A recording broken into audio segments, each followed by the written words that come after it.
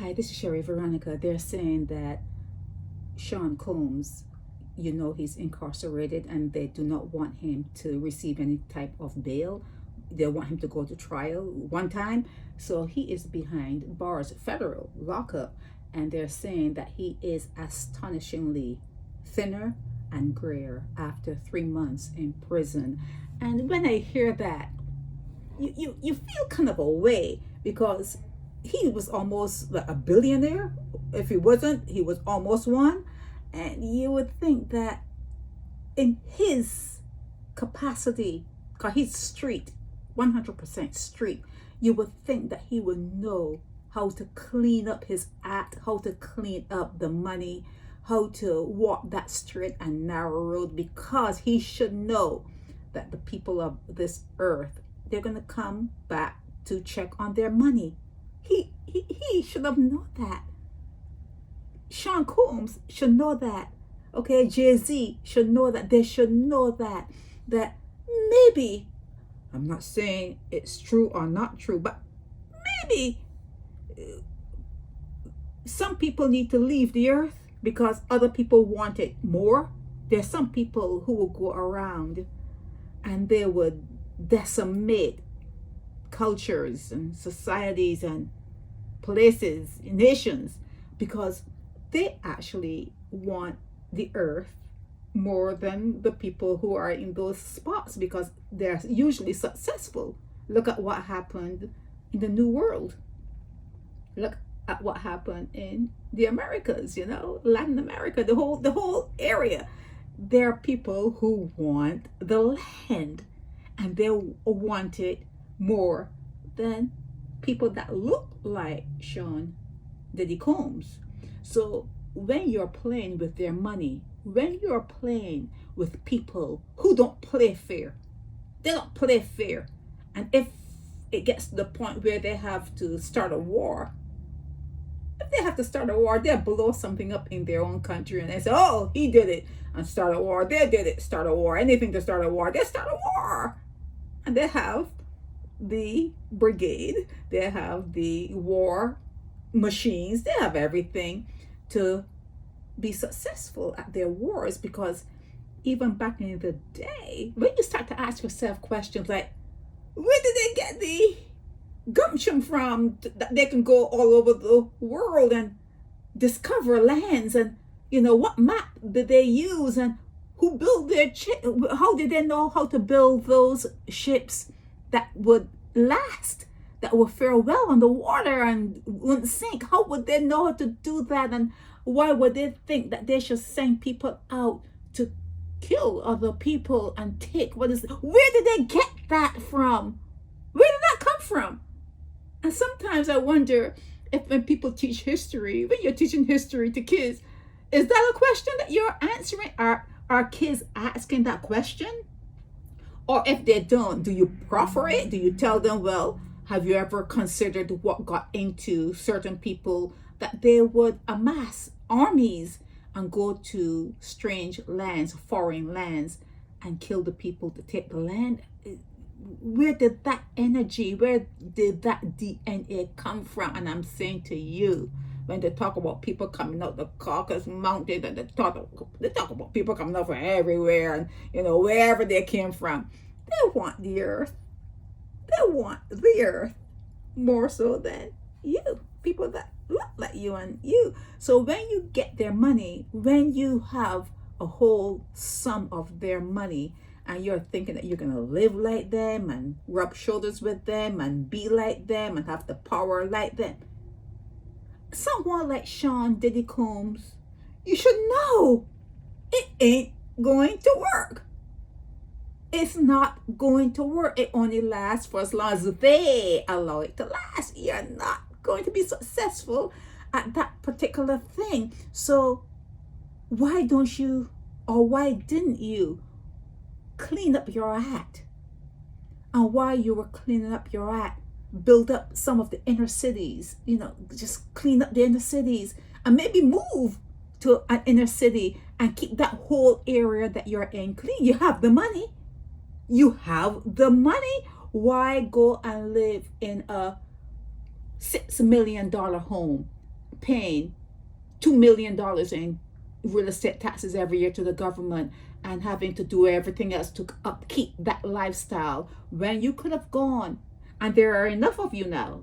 There are enough of you that could have done it. Why couldn't you have gone to an inner city, buy a house for maybe $1 million, and make sure that you hire landscapers to keep the whole area clean? That would have been pennies compared to what you're making and the taxes you're paying and trying to live with up there with the Joneses. You could have done something phenomenal for an inner city and be there. Not doing it and not there, be there and keep it clean and have people pitch in and have people join you. Why could you not come home? Why did you not come home? You see, you're trying to be something you're not. You're trying to be something you're not. You try to have more power than they wanted to give to you. All of you. Your money is going to be taken away from you one way or another. One way or another. You remember what happened in that city where black people were and they were doing very well and they were acting as though they didn't need the other race. They were acting that way. And you remember when the sheriff dropped the bomb on the neighborhood? I bet you they don't teach that in schools. They don't teach that in black history. But yeah, the sheriff dropped a bomb on an entire black neighborhood because they were behaving as though they could do it themselves. They were behaving as though they didn't need to be part of whatever was happening out there. They weren't breaking the laws. They were towing the line, and they were law-abiding citizens, but they didn't mix, and their whole life was destroyed. So I'm saying to people like Sean Diddy Combs, I'm saying to people like Jay-Z and all the others out there who want to get all of the coins that don't belong to them, the money that it does not belong to you. It will never belong to you. They only lend it to you. You're borrowing it. You may think you're working for it. No one can work for $1 billion. No one can work for $1 billion. After a certain amount of money, you're taking it. You're taking it from the people. You're making your own people poor. Okay, you're making the earth poor when you take so much money for yourself. And the thing about what he did, Sean Diddy Combs, and all the others that are saying they're billionaires or whatever, you're making your people that look like you, poor. They're becoming poor because you refuse, after you've made some money, to go back to those inner cities and those neighborhoods and build them up. Build them up. You can build other people's homes up. Make sure they're kept up to date. Make sure that if something falls down, you could have a whole, not only a landscaping company just for your area. You could actually have people who are like, carpenters and the plumbers and the electricians. You could have that sort of thing right there in those neighborhoods to keep a neighborhood of maybe like 300, 400, 500 houses up to date and the area clean. If all of you were to pick a neighborhood, nothing to worry about, and stock the supermarket, put the supermarket in that neighborhood and keep it stocked, nothing to worry about. But no, you get some money and you think that you must go and live among the people that don't even like you. They don't even like you. And then when they come back for their money, this is what you look like. Thin, gray, disheveled, worried, stressed, sickening, because you could not go back home. Once you had their money, you felt as though you had to live among them, and they don't like you. They don't even like you. You should have taken their money and shared it.